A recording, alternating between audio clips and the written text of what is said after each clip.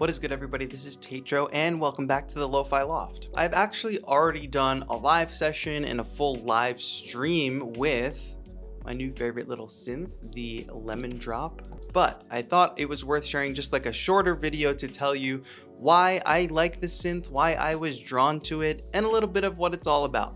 Now, this is by no means, this is not an overview video. This is not a breakdown of the synth. This is not a tutorial on how to use this synth. This is me showing you a couple key features of how I plan to use it, the reason I picked it up in the first place, and just a few things that I like about this synth. I do have to say thank you to Perfect Circuit for sending this to me. Now, this is not a sponsored video, but the link below is a affiliate link. So if you're interested in the Lemondrop, or if you're interested in any other kind of music gear, if you click that link down below and make a purchase at Perfect Circuit, it does benefit the channel. So without further ado, let's take a look at my favorite things about the Lemondrop.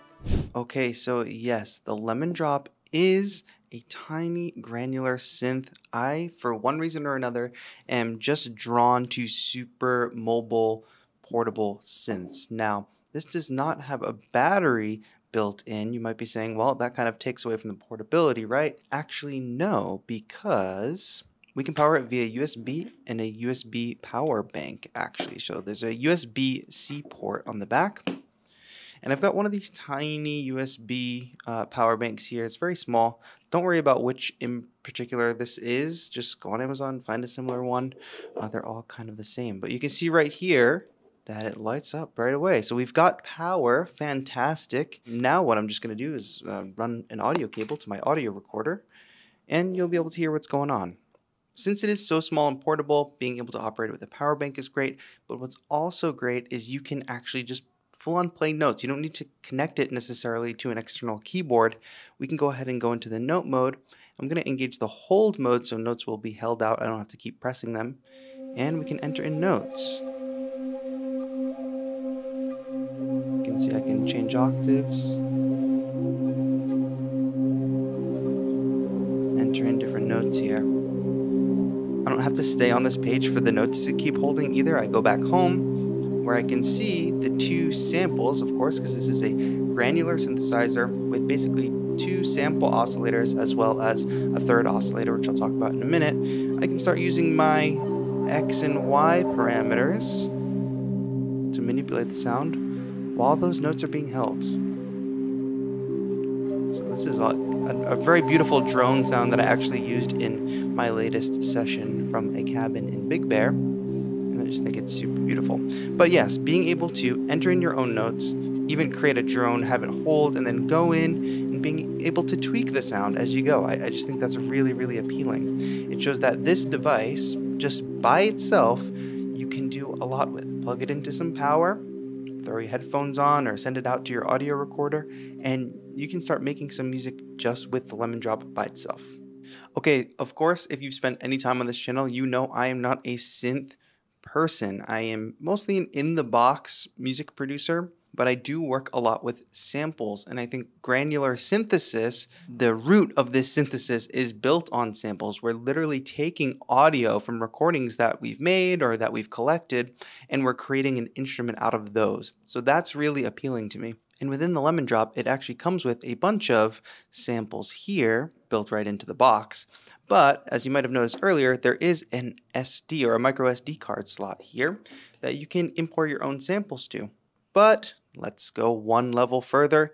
You'll see there's a recording folder, and you can actually record directly into the Lemondrop.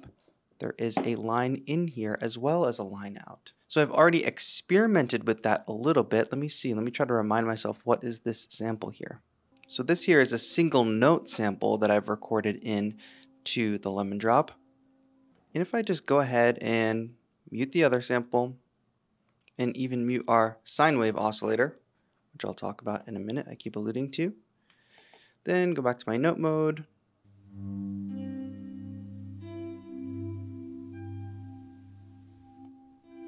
Bring the play position to the beginning.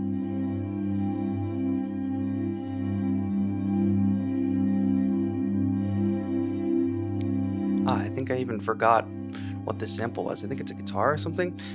But the point here is, that you're not just tied to what you kept on your SD card. You don't have to go to your computer necessarily to load things onto the SD card.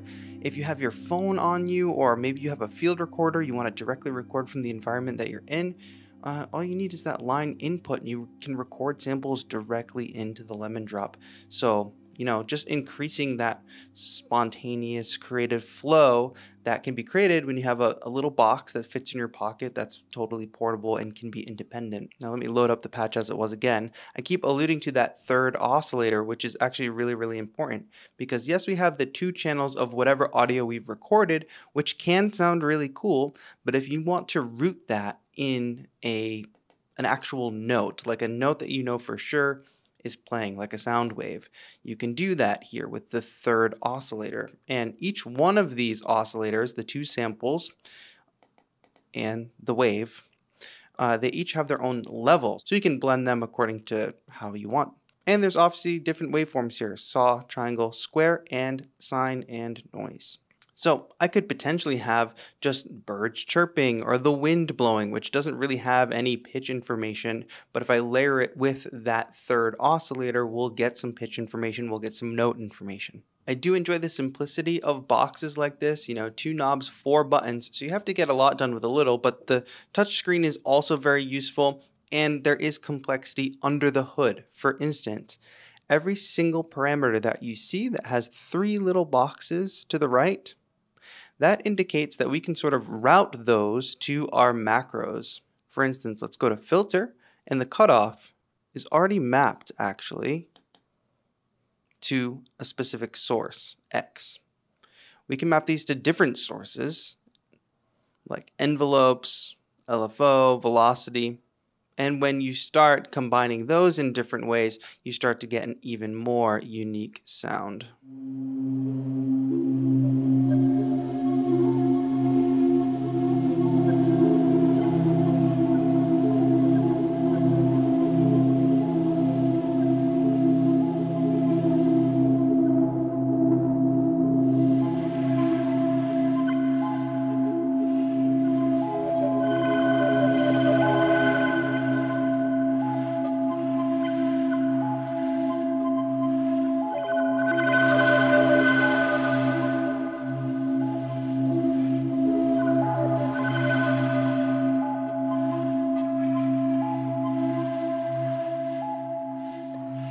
This is that XY pad, but the visualization of it, you can change where the center position is. And I can use the touchscreen to drag that across the X and Y axes, but it will always revert back to wherever you put that little bullseye there. And we can control where that lives with our XY knobs.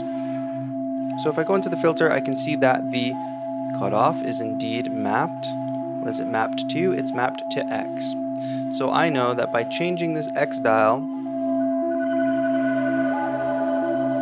that filter will be moving, but you can see that it's also changing other things. For instance, it's changing the grain size, I believe. Let's double check that that's true. Yes, it's changing the grain size of the second sound source. So you'll see as I change this knob, grain size will change as well as the filter.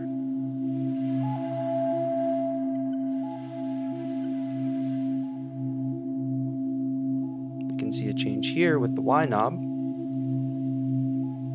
I believe that is going to density.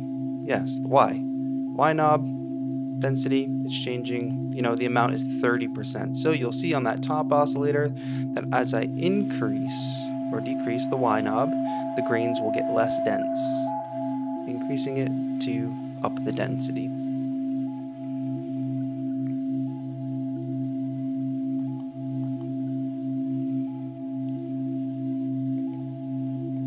So it's all these cross parameters linked to 2 knobs or linked to an envelope or something that can create really unique sound design moments. So on the surface, we have simplicity, but the complexity that you can dig into further, I think that's really cool. So even though I've gone on about how amazing it is that this device can be just standalone great and take it on the go with you, my next favorite thing about this device is how easy it is to connect an external MIDI keyboard. but do this by still keeping it portable. So I've got a MIDI breakout cable here that I can plug into the MIDI input. We can send MIDI in or out. And then if I take the other end of this cable, I'm going to connect it to my Launch Key Mini, actually. Now you might be saying, oh, well, there goes your portability, but not so fast. So I do have my Launch Key Mini here. I'm going to just connect MIDI out. This isn't powered yet. However, let's make a quick adjustment here. The Lemondrop isn't the only thing that can be powered via USB. So I've got this little power brick here that can only, power one thing at a time. However, I've also got a second power brick here that can power two things at a time. So if I go ahead and connect the Lemondrop, the aesthetic gets more and more chaotic as the video goes on. And then I take the USB from the Launch Key Mini, power that from the same brick. Suddenly, we've got a little bit of a bulkier setup, but playing notes in now is so much easier.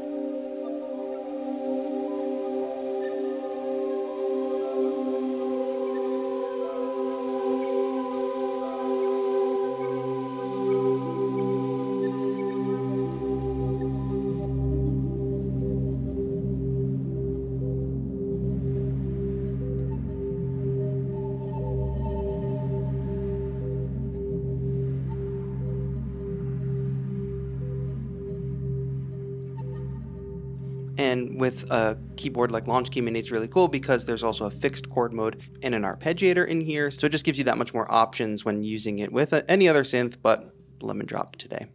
All right, so remember how I was talking about mapping the different parameters and the different effects. Let's do filter just because it's easy.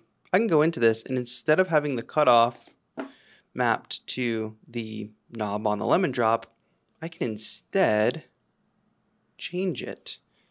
Turn on Learn, and now turn a knob on my Launch Key. You notice that changed right away, and that's because we just mapped that.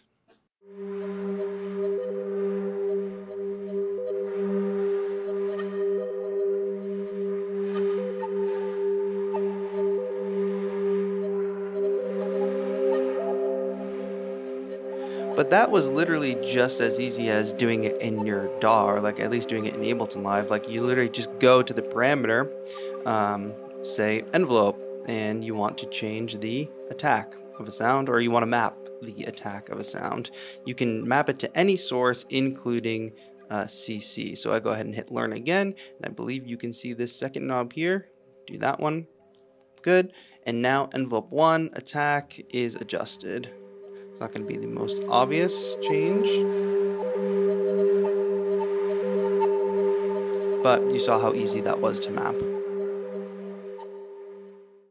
So even though I took a tiny device and I paired it with a slightly larger keyboard, again, this is the Launch Key Mini, it's still portable. This whole setup is still very portable. It can fit in a bag smaller than a backpack. Okay, the last reason I'll say that I really wanted to try the Lemondrop is because for me, when I'm making music with a particular instrument or a particular synth, especially when I'm on the go, for example, the Circuit Tracks, which is an amazing groove box, but it's got its own synth engine, so it has its own particular sound. And what I'm usually missing from a DAW-less setup is the feeling like I have the freedom to interject my own sound into that device, because sometimes I feel trapped in the particular way a synth sounds.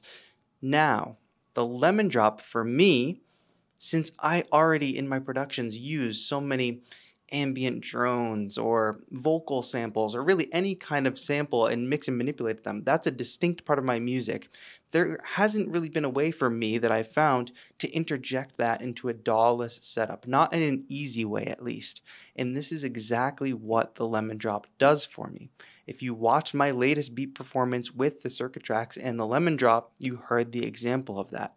It's subtle, but just using the Lemondrop as a drone in the background that's dynamic, that I can tweak on the fly, that is manipulating audio in a really interesting, it's looping, but it's changing, it's evolving over time. It's unique moment to moment. Doing that in a DAWless setup is something that has eluded me, and the Lemondrop has allowed me to do that. And now I could pair this if I start to grow a different kind of DAWless setup or start to use different devices. I won't feel so locked into the particular synths that I'm using. I'll know that I'll be able to use those synths in combination with some samples that I've gathered or a particular sound that I want in all of my music right now via the granular synthesis of the Lemondrop. So I hope that makes sense. Maybe it's particular to my specific style, but if you are a producer that likes to make big ambient drones or just likes the idea of granular synthesis, you know, taking an instrument or making an instrument from a single audio sample or 2 audio samples for this instance, then I definitely think the Lemondrop is something you want to be a part of your setup. If you're going DAWless, because that's the thing. There's so many ways of doing this within the DAW, but to have a box that stands alone that you can hold in your hand and take anywhere with you and not have to bring your whole laptop, like that's the magic for me. All right, everybody, what did you think of the Lemondrop? I would love to hear your comments down below. Do you want to see more content with it? Should I keep diving more into this DAWless world? I don't know if I'm ready for this. But thank you all for watching as usual. If you did enjoy this video or if you just enjoy content on the channel in general and you want to support, click that join button down below. Become a channel member for lots of cool perks. It'll show you what all the perks are when you hit join. Or if you can't do that, of course, just subscribing, leaving a like, leaving a comment, all that stuff helps the channel a lot. But for now, that's going to be it. This has been TAETRO. Have a good one.